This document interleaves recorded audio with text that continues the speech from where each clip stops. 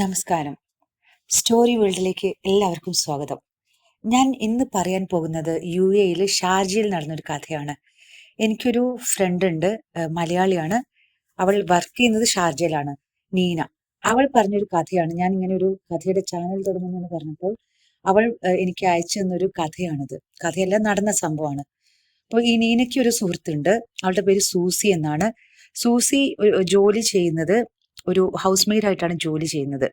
അവൾക്ക് ഒരു boy friend ഉണ്ട്. അവൾ ജോലി ചെയ്യുന്നത് ഒരു ഇംഗ്ലീഷുകാരുടെ വില്ലയിലാണ്. അവിടെ ബോസും മാഡം മാത്രമാണുള്ളത്. അപ്പൊ അവിടുത്തെ ഒരു സിസ്റ്റം അനുസരിച്ചിട്ട് ഈ ഇംഗ്ലീഷ് വീടുകളിൽ ബോയ് ഫ്രണ്ട്സിന് അവർ സ്റ്റേ അറേഞ്ച് ചെയ്യും. അപ്പോൾ വൈകുന്നേരങ്ങളിൽ ഈ ബോയ് ഫ്രണ്ടിന്റെ പേര് സത്യൻ എന്നാണ്. അപ്പൊ അവിടെയാണ് അവർ, അങ്ങനെ ഒരുമിച്ചാണ് അവർ താമസിക്കുന്നത്. സൂസി ഷാർജയിൽ എത്തിയിട്ട് 6 മാസത്തോളായി. സൂസിക്ക് വീട്ടിലൊക്കെ കുറച്ച് ബുദ്ധിമുട്ടുകളുണ്ട്. അച്ഛനും അമ്മ, ഒരു അനിയനാണ് ഉള്ളത്. അച്ഛനമ്മയൊന്നും ജോലി ചെയ്യുന്നില്ല. അപ്പോൾ അനിയന് പഠിക്കണം, അനിയൻ മെഡിസിൻ പഠിക്കുകയാണ്. അപ്പോൾ അതുകൊണ്ട് തന്നെ സൂസി വളരെ നന്നായിട്ട് ഹാർഡ് വർക്ക് ചെയ്യുന്ന ഒരു പെൺകുട്ടിയാണ്. മാത്രമല്ല അവൾ വളരെ സ്മാർട്ടാണ്, കാണാനും നല്ല മിടുക്കിയാണ്. സൈക്കിളൊക്കെ ചവിട്ടി ആണ് കടയിലേക്കൊക്കെ പോവുക. അപ്പോൾ ഈ ജോലി എന്ന് പറയുന്നത് വളരെ ബുദ്ധിമുട്ടുള്ള ജോലിയൊന്നും സൂസിക്ക് അവിടെ ഇല്ല. ബോസും മാഡം രാവിലെ ജോലിക്ക് പോവും. അപ്പോൾ അന്ന് അങ്ങനെ കുറച്ച് വർഷങ്ങൾക്ക് മുമ്പാണ് ഇത് നടന്നത്. അന്ന് CCTV ഒന്നും അത്ര ഒരു പ്രചാരത്തിലില്ല. അപ്പോൾ ഈ ബോസിനും മാഡത്തിനും ഇവിടെ നല്ല വിശ്വാസമാണ്. അതുകൊണ്ട് എല്ലാ സ്ഥലത്തും ഇവിടെ തന്നെ ആക്സസ് ഒക്കെ ചെയ്യും.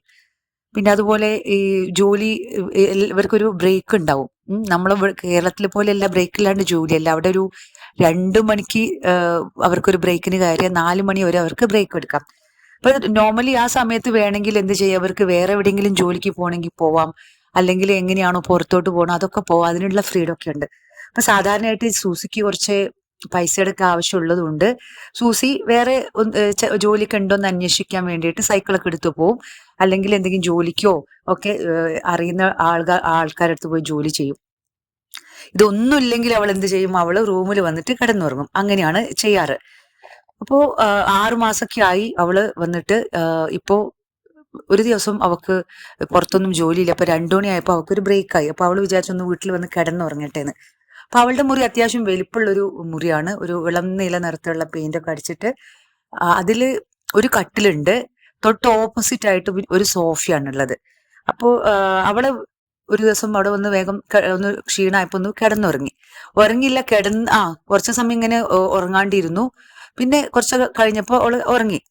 അങ്ങനെ ഉറക്കമൊക്കെ കഴിഞ്ഞ് പെട്ടെന്ന് ഇങ്ങനെ കണ്ണു തുറന്ന് നോക്കുമ്പോ, ഞാൻ പറഞ്ഞല്ലോ കട്ടിലിന് മുമ്പിൽ ഒരു സോഫ ഉണ്ടെന്ന്. അപ്പൊ നോക്കുമ്പോ ആ സോഫയിലുണ്ട് ഒരു സ്ത്രീ ഇങ്ങനെ ഇരുന്നിട്ട് അവളെങ്ങനെ നോക്കുന്നു. ഒരു അബായ ആണ് ഇട്ടിട്ടുള്ളത്, കറുത്ത ഒരു അബായ. പക്ഷെ അവരൊന്നും ചെയ്യുന്നില്ല. അവർ മിണ്ടാതെ ഇങ്ങനെ അനങ്ങാണ്ട് ഇവിടെ ഇങ്ങനെ നോക്കിയിരിക്കുകയാണ്. അപ്പൊ സൂസി കുറെ സമയം നോക്കി. അപ്പൊ ആദ്യം വിചാരിച്ചു തോന്നലായിരിക്കുന്നു. അപ്പൊ വീണ്ടും കണ്ണ് തിരുമ്പി ഒന്നും കൂടി നോക്കി, തോന്നലല്ല, ശരിക്കും കാണുന്നുണ്ട്. അപ്പൊ വല്ലാത്ത പേടിയായി. അപ്പോ അന്ന് വൈകുന്നേരം ബോയ് ഫ്രണ്ട് സത്യൻ വന്നപ്പോ അവള് പറഞ്ഞത്, ഇങ്ങനെ ഒരു സംഭവം ഉണ്ടായിട്ടോ, ഞാൻ ജോലി ചെയ്യുന്ന സമയത്ത് എനിക്ക് ഭയങ്കര പേടിയായി പോയിന്ന്. അപ്പം സത്യം വിശ്വസിച്ചില്ല. അങ്ങനെയൊന്നും ഉണ്ടാവില്ല, അതൊക്കെ വെറുതെ തോന്നുന്നതാണെന്ന് പറഞ്ഞു. അപ്പൊ ഇത് പിന്നെ അവക്ക് പിറ്റേ ദിവസം അവക്ക് ബ്രേക്ക് ആയപ്പോ അവൾ എന്ത് ചെയ്തു, അവൾ അവിടെ ഇരുന്നില്ല.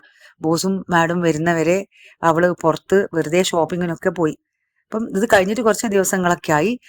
ബോസിനോടും മാഡത്തിനോടും അവള് സൂചിപ്പിച്ചു, പക്ഷെ അവരും വിശ്വസിച്ചിട്ടുണ്ടായില്ല. അങ്ങനെ ഒരാഴ്ച കഴിഞ്ഞു കേട്ടോ. ഒരാഴ്ച കഴിഞ്ഞു. അന്നൊരു അവധിയാണ്, ഒരു വെള്ളിയാഴ്ചയാണ്. അപ്പൊ അന്ന് സത്യൻ ജോലിക്ക് പോയിട്ടില്ല, പകൽ അവിടെ തന്നെ ഉണ്ട്. അങ്ങനെ 2 മണിയായപ്പോ അവർ രണ്ടാളും കൂടി അവരിങ്ങനെ ബ്രേക്ക് ടൈമിൽ സാധാരണ അവർ പോവാറ്. അപ്പം അവര് കട്ടിലിങ്ങനെ പോയിരുന്നു. അപ്പൊ സത്യൻ പറഞ്ഞു, എനിക്ക് നല്ല ക്ഷീണമുണ്ട്, ഞാനൊന്ന് കുറച്ച് സമയം ഇങ്ങനെ കിടക്കാന്ന് പറഞ്ഞു. അപ്പം രണ്ടാളും സൂസി അവിടെ ഇരുന്നു, സത്യൻ ഇങ്ങനെ കിടക്കാണ്. അപ്പം സത്യൻ ഇതുപോലെ ഇങ്ങനെ നോക്കി, രണ്ടാളും ഇങ്ങനെ നോക്കിയപ്പോ അതാ സൂസി പറഞ്ഞത് സത്യമാണെന്ന് മനസ്സിലായി. കാരണം ഒരു പെണ്ണത് അവിടെ തൊട്ടു മുമ്പിലുള്ള സോഫയിൽ ഇങ്ങനെ ഇരിക്കുന്നു. സത്യൻ ശരിക്കും പേടിച്ചു. അയാൾ പേടിച്ച് പുറത്തേക്ക് ഒരു ഒറ്റ ഓട്ടം വെച്ചു കൊടുത്തു. അങ്ങനെ പിന്നെ അത് സ്ഥിരം ഇങ്ങനെ തന്നെയായി. ഇങ്ങനെ പ്രശ്നം വല്ലാതെ രൂക്ഷമായപ്പോ അവസാനം സൂസി എന്താക്കി, സൂസി വിചാരിച്ചു ഓക്കെ, ആരെങ്കിലും ഒന്ന് പോയി കണ്ട് സംസാരിക്കുകയാണെങ്കിൽ, കാരണം ഇതൊരു നല്ല ജോലിയാണ്, ബുദ്ധിമുട്ടൊന്നുമില്ല. അപ്പൊ ഇത് പെട്ടെന്ന് ഉപേക്ഷിച്ചു പോകാൻ അവൾക്കൊരു ഭയങ്കര മടി. അത്യാവശ്യം നല്ല സാലറി ഒക്കെ ഉണ്ട്. വീട്ടിലെ കാര്യം ഓർത്തപ്പോ അവള് ജോലി ഉപേക്ഷിക്കാനൊന്നും തയ്യാറായില്ല. അപ്പൊ അവൾ എന്ത് പറഞ്ഞു, അവളുടെ ഒരു കൂട്ടുകാരിയാ പറഞ്ഞത്, നിങ്ങൾ ആരെങ്കിലും ഒരാളെ ഒന്ന് പോയിട്ട് കാണൂ, ഈ പ്രേതങ്ങൾ ഇതിനൊക്കെ കുറിച്ച് അറിയുന്ന ഏതെങ്കിലും ഒരാളെ ഒന്ന് പോയിട്ട് കാണൂ എന്ന് പറഞ്ഞു.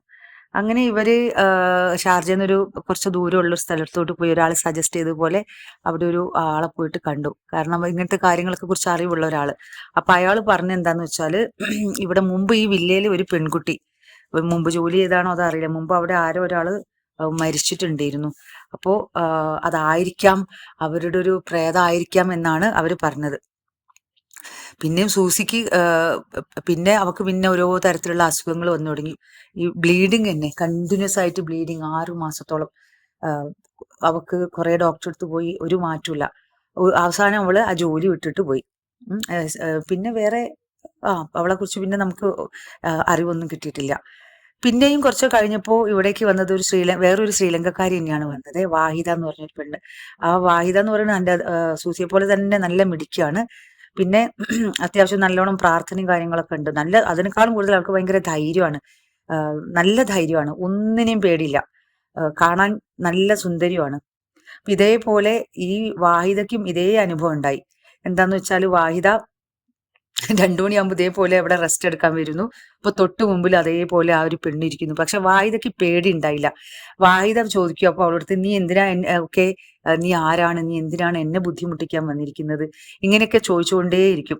6 മാസത്തോളം വാഹിദ അവിടെ തന്നെ നിന്നു. പിന്നെ ഞാൻ പറഞ്ഞു വാഹിദ അതുപോലെ വേറെ ജോലിക്ക് അന്വേഷിക്കുന്നുണ്ടായിരുന്നു. കാരണം ഉള്ളിലൊരു പേടി തന്നെ ഉണ്ടാവുമല്ലോ. ഒരു ദിവസം അതുപോലെ ഈ നീന, എന്റെ കൂട്ടുകാരി നീന, വാഹിദയെ ഒരു ദിവസം കണ്ടിട്ടുണ്ടായിരുന്നു. അപ്പൊ വാഹിദ എന്ന് പറയുന്നത് ഞാൻ പറഞ്ഞു വളരെ ഓവർ സ്മാർട്ട് എന്ന് പറയാം. അപ്പം വാഹിദയുടെ ബോസ്, നമ്മൾ നേരത്തെ പറഞ്ഞ വില്ലയിലെ ബോസ് അല്പം സ്ട്രിക്റ്റ് അല്ല, ഒരു ഒരു കുറച്ചൊക്കെ ഒരു വൃത്തിയായിട്ടൊരു സ്വഭാവമാണ്. അതായത് വൃത്തിയില്ല. അപ്പോ എല്ലായിടത്തും വൃത്തികേടാക്കിയിടും. അപ്പൊ വാഹിദൊക്കെ എത്ര പറഞ്ഞാലും കേൾക്കൂല. അപ്പൊ വാഹിദ എന്താ ചെയ്യാന്ന് വെച്ചാല്, വാഹിദ ബോസും മാഡം ജോലിക്ക് പോയി കഴിഞ്ഞാല് ബോസിന്റെ ബ്രഷ് എടുത്ത് ടോയ്ലറ്റ് പോയിട്ട് കഴുകും. അതെന്ന് വെച്ചാൽ ബോസിനോടുള്ള ദേഷ്യം തീർക്കാൻ വേണ്ടിയിട്ട്. അപ്പം അങ്ങനത്തെ ഒരാളാണ് ഈ വാഹിദ എന്ന് പറയുന്നത്. അതുപോലെ ഒരു ദിവസം എന്തോ ഒരു മീറ്റപ്പ് ഉണ്ടായപ്പോ നീന കണ്ടു. നീന ചോദിച്ചു, നല്ല ഭംഗിയുള്ള ഒരു ടീഷർട്ട് ഒക്കെ ഇട്ടുണ്ടല്ലോ, എവിടുന്നാ വാങ്ങിയെന്ന്. അപ്പൊ വാഹിദ പറഞ്ഞു, ബോസും മാഡം വെക്കേഷന് പോയിരിക്കുകയാണ്, അപ്പൊ ഇത് ബോസിന്റെ ഡ്രസ്സ് പുതിയ ടീഷർട്ട് ഇട്ടാ വന്നിരിക്കുന്നത്. അങ്ങനത്തെ ഒരു എന്താ പറയാ, ഒരു പ്രത്യേക സ്വഭാവക്കാരിയാണ് വാഹിദ എന്ന് പറയുന്നത്. എന്തായാലും അവക്ക് നല്ല കുറച്ച് കഴിഞ്ഞപ്പോഴേക്കും അവക്കും ഓരോരോ പ്രശ്നങ്ങളൊക്കെ വന്നു. അങ്ങനെ അവള് ജോലി ഉപേക്ഷിച്ചിട്ട് പോയി. പിന്നെ ഒരു 6 മാസം, ഒരു വർഷമൊക്കെ കഴിഞ്ഞപ്പോ ഈ ബോസും മാഡും അവിടുന്ന് പോയി. പിന്നെ കുറെ കഴിഞ്ഞാൽ വില്ലൊക്കെ ഇടിച്ചു പൊളിച്ചു എന്നാണ് പറയുന്നത്. ഇതാണ് ഇന്ന് നമ്മള് ഞാൻ ഷെയർ ചെയ്യാൻ ഉദ്ദേശിച്ച കഥയെല്ലാം നടന്ന സംഭവം എന്ന് പറഞ്ഞിട്ടാണ് എന്റെ കൂട്ടുകാരി എനിക്കിത് മെസ്സേജ് ഇട്ടിരിക്കുന്നത്. എല്ലാവർക്കും ഇഷ്ടപ്പെട്ടു എന്ന് വിചാരിക്കുന്നു. നന്ദി, നമസ്കാരം.